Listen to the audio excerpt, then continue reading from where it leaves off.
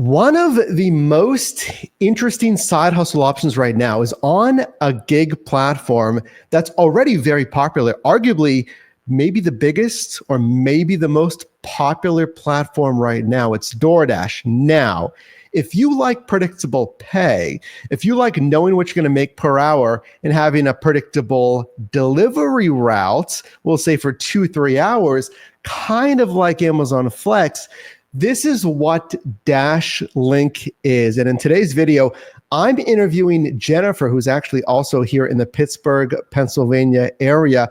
I want to ask her, what is DashLink like? Because frankly, I just did DashLink yesterday and she did as well.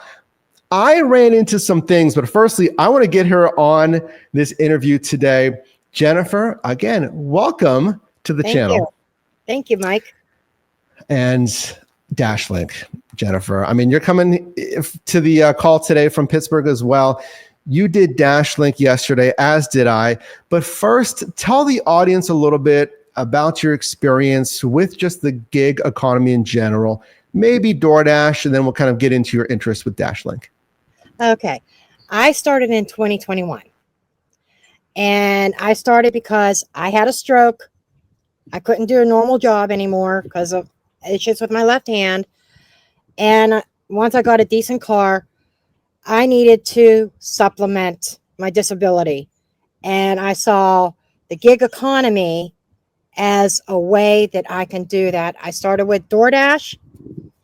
A year later, I got onto Uber Eats and Walmart Spark. Well, with your interest with, I appreciate you sharing that. So, a lot of us have different reasons. You mentioned, mobility, having, the experience that you did.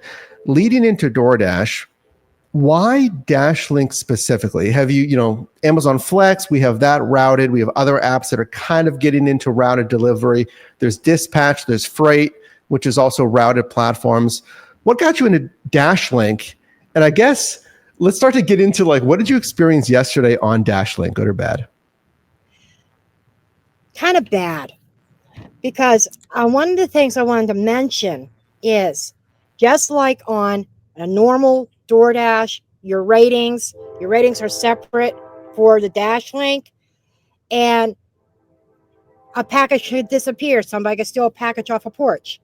So that happened one time. And now I'm kind of like in this zone where every time I join the wait list, I'm near the bottom. And I decided I needed to get it back in the good graces of the DashLink gods. So I took a route I would decline every day of the week. You know where Butler, PA is. And I'm an hour south of Pittsburgh. So I took a route, and it's the largest route I ever had on DashLink of 50 packages for $100 up in Butler. The only good part about it is all the deliveries were like in clusters, and between each cluster was maybe 3 or 4 miles. But it took me 4.5 hours, and that's what was predicted on the app. But then I had an 1.5-hour drive home. And then to top that off, I hate driving in downtown Pittsburgh. And picking up at the south side is a little bit less convenient. It's further away than the normal pickup warehouse. Let me ask you this, folks. No app is perfect. Jennifer, did you have any app glitches? Anything mess up yesterday, or was it smooth for you? Go for it. In-app navigation. It did not know what it was doing. It was trying to send me to a house that was a field. So I went in and I switched my navigation to my Apple Maps. Not a problem. Okay. The reason I ask, a little spoiler alert, folks, I'll leave this video link down below. I did a 3-hour and 20-minute shift for $76, 44 stops in New Kensington area yesterday. And I had the most wild glitches. I'm talking about at the warehouse. It said I didn't scan a package when I did, confirmed by the DoorDash associate, like, oh yeah, you scanned it. I had issues on the routes, would not let me proceed through the workflow. It would flash and keep up a white screen. I couldn't see it. I couldn't do anything. I couldn't click on anything. I closed the app. I went back in. It didn't fix it. I had to restart my phone. It kind of fixed it. It kept glitching out. Then when I tried to complete a delivery, it said it's not the right package. When I'm looking at the name on the app, the name on the package, the same name and the same addresses. So ultimately, incredibly frustrating. Again, I'll leave that video link down below, folks. I went back to the warehouse and I had dispatch or DoorDash support unassign that shift. And I'm thinking, what's going on with me? What's with my phone? Turns out I talked to 2 other separate Dashers at the facility, also returning items, basically 80% of their routes for the same issue. So Jennifer, I'm glad you didn't have the crazy glitches that we had yesterday. Sans any glitches, have you done Amazon Flex as well? And if not, I tried once. Okay. So how many DashLink have you done so far? How many routes? Oh, I would have to say at least 2 dozen. Okay, excellent. I appreciate that because you have more experience than me so far. Overall, if someone's considering DashLink, routed delivery, are you for it? Are you against it? Do you like it? Tell me a little bit about that. I'm for it, but let me tell you a little bit about my market down here. I'm sure you know where Charleroi, California, Bell Vernon is, in the southern part of south of Pittsburgh. It's very suburban, borderline rural. And all the restaurants are what I nicknamed Restaurant Alley, all at one place. And you have to constantly be going back to that area. And for what I make, the time it takes for me to do a DashLink, it takes me at least a couple hours, sometimes even double that time to make that same amount of money in this market. Right. And I didn't experiment too much with other markets. I did have some car issues that are now done. I'm expanding. So I'm going to be looking at getting out of this Mon Valley. Okay. All right. Well, I like that insight. Do you find that the estimates are accurate? Like, okay, it'll take 3 hours, 3.5. Do you find that's accurate or? Actually, yes. Like an example with yesterday, the estimate was 4.5 hours. Had I not had 5 or 6 customers want to hold me up by gabbing and talking, Sure. I would have had that done in 4 hours. But I was like right on the money. I think it was like 4 hours and 35 minutes is what I completed that round. Okay. So accurate. That's good. What problems have you had then on DashLink, or has it been pretty seamless? Like for me yesterday, I've done DoorDash since 2018. I've done this stuff since 2015, folks. Consider subscribing. All I do is help you make money in different side hustles here. It was bad. Now that's happened before. Even big players like DoorDash, this can happen. But Jennifer, have you seen any other issues? Maybe accessibility issues, pets, glitches? What issues have you seen on DashLink? I've had glitches in the past.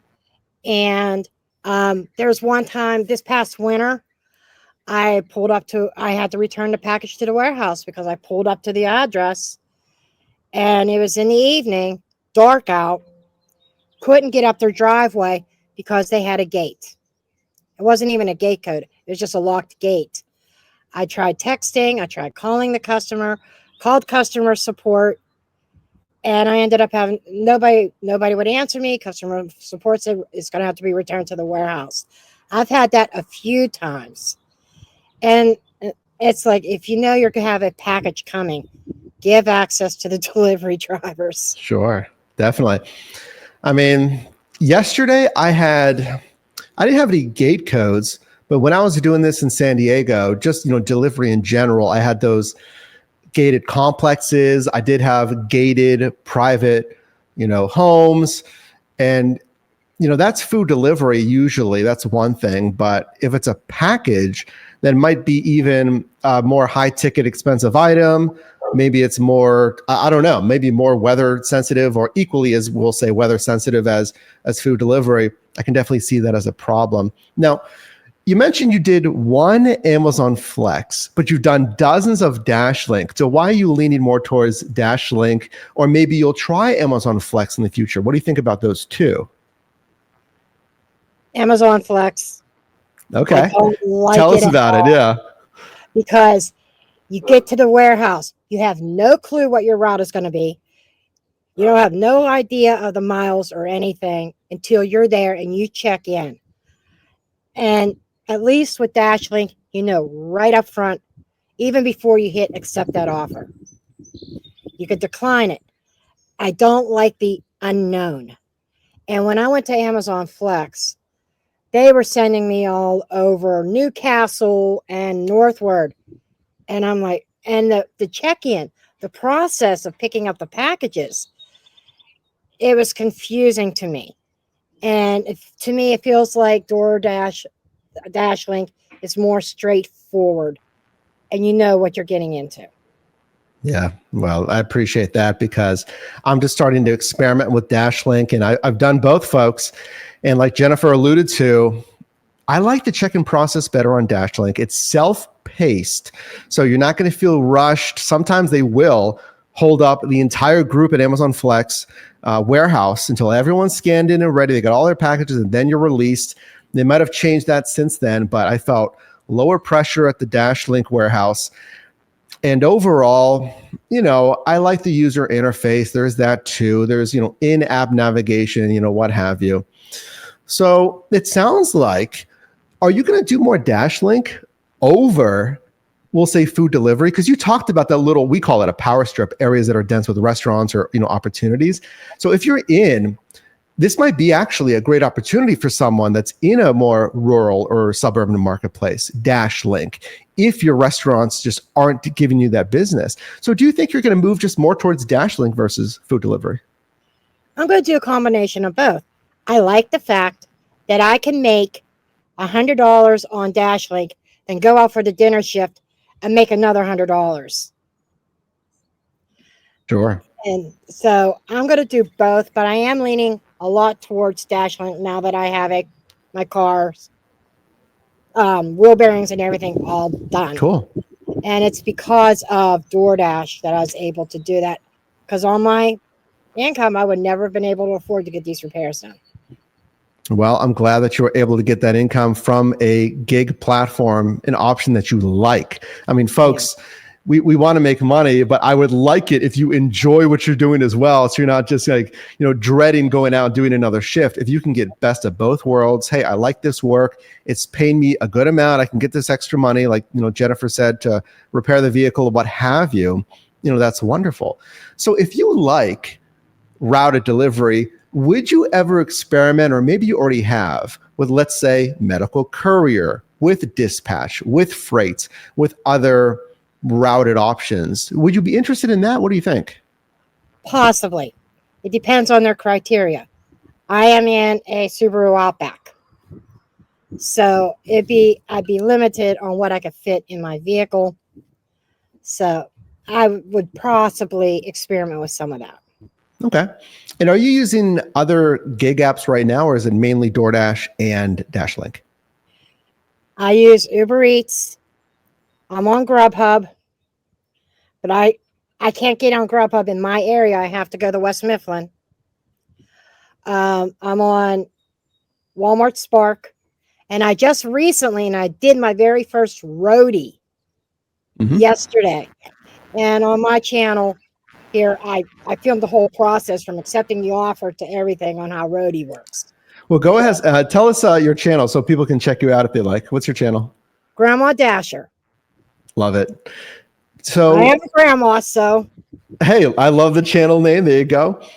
Of those other apps, I'm curious though, do you like, if someone's considering DoorDash, but they say, I want other options, which of those do you consistently like and kind of gravitate towards other than DoorDash? Uber Eats. Now, Uber Eats have been like really slow in our area for a long time, orders here and there.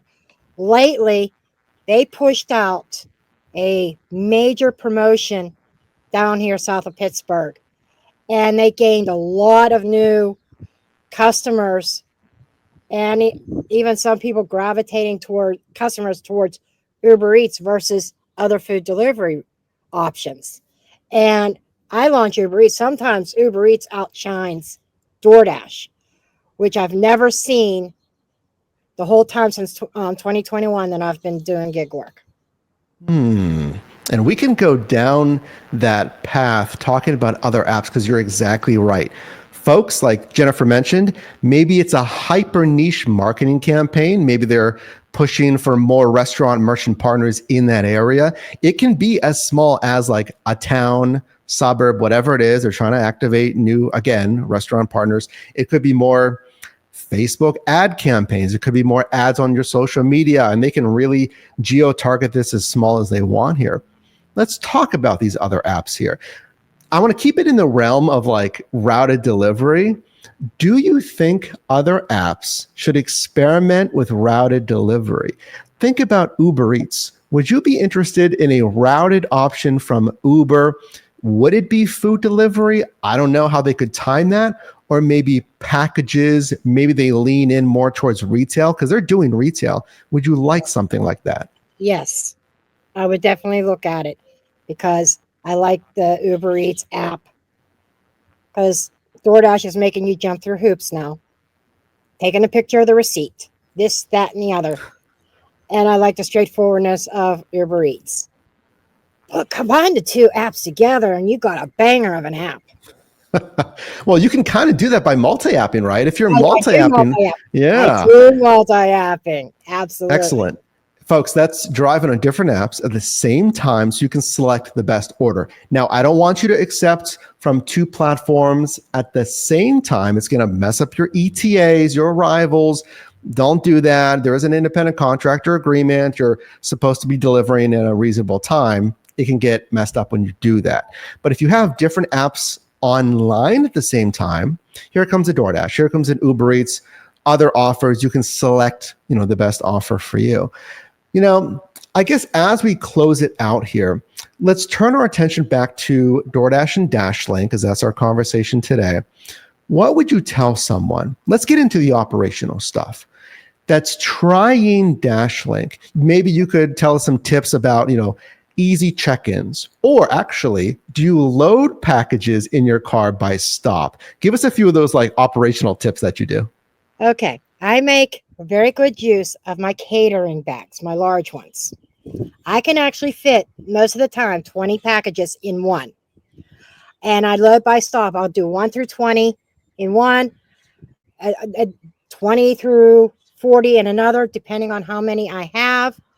And what I do is to make things really quick, snap, snap, snap along my route, whichever catering bag, whatever numbers I'm on, stop numbers, that goes in my front seat.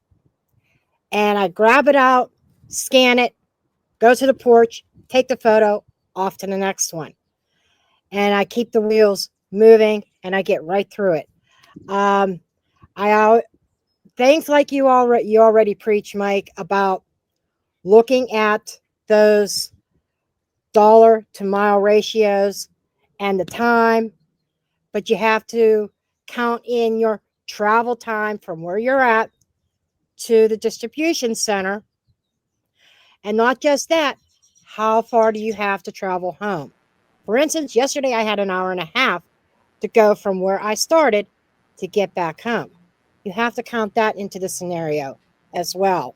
Big is the organization, and making sure that you are definitely accounting for the extra travel time, that you're not actually physically putting a package on a porch. Man, please, if you're watching this video, come back to your phone, your tablet, your TV, I don't know, like this video for what Jennifer just said. The premise of this channel, folks, is we're a team. I just kind of got a little hack there. I do want you to organize by stop, last stop first, deepest in the trunk. So you're pulling, from the front there, that's your, first stop. but I have a catering bag. I mean, we have a affiliate team storefront. If you want to check that out, folks, link down below for accessories. I find sometimes my packages slide around in my trunk. If I just use my catering bag, which is in the trunk anyway, like Jennifer said, it organizes and kind of holds things in there. But even your tip about bringing it to the front seat, why get out, go around the vehicle? It doesn't take that long, but still, why do it if you can maybe have a catering bag in the front seat that stops 1 through 10, whatever, 11 through 20, however many you can fit in there? That's a great hack, Jennifer. It cut down a lot of time. I learned that when I first started, I shaved like a good half an hour off of my delivery time by doing that little hack. Man, it's what do they say? Small tweaks lead to giant peaks, to quote another content creator that I follow. But that's great, and especially because I say, folks, it's not rocket science, so you don't need to make it harder than it is. But that doesn't mean there's not little areas. Just you can make your life easier, like sorting by stop. Well, again, last word here, Jennifer. Give us any final thoughts about DashLink, any final tips, maybe if someone's apprehensive, they don't want to do it, maybe who this wouldn't be a good fit for, anything like that as we end up here. Who it would not be a good fit for? Someone who doesn't like to drive, who doesn't like to get in and out of their car 20 times in an hour. I say anybody because that's the way I feel. I think that DashLink is a fantastic program where in just a couple of hours you can make the money that you may take you 4 or 5 hours to do. I think, by lunchtime, if I get an order early enough, by lunchtime I'm done and I could do whatever else I want, whether I want to do any other deliveries, go back to food delivery, or if I want to take my doggies to the doggy park, whatever. I think it gives me the freedom to work when I want, how long I want, don't have a boss looking over my shoulder. It just feels like so much more freedom. Get out to meet people, discover new restaurants I didn't even know existed, and things like that. Yeah, that's great stuff. I appreciate all of that. I appreciate your interest in this program, our new driver team contributor program. Yeah, we'll leave your information linked in the show notes. Definitely check out Jennifer's channel, folks. And a big thank you to her. Again, this is part of our team contributor program. I'm one person in one marketplace. I've been doing this a while, almost 10 years now. So you want to subscribe here, but I want to hear from you. So apply like Jennifer did with that link for our contributor program and get paid for it, by the way. If you didn't know that, it's a great opportunity to make some extra money. Thank you so much, and I will see you on the next one.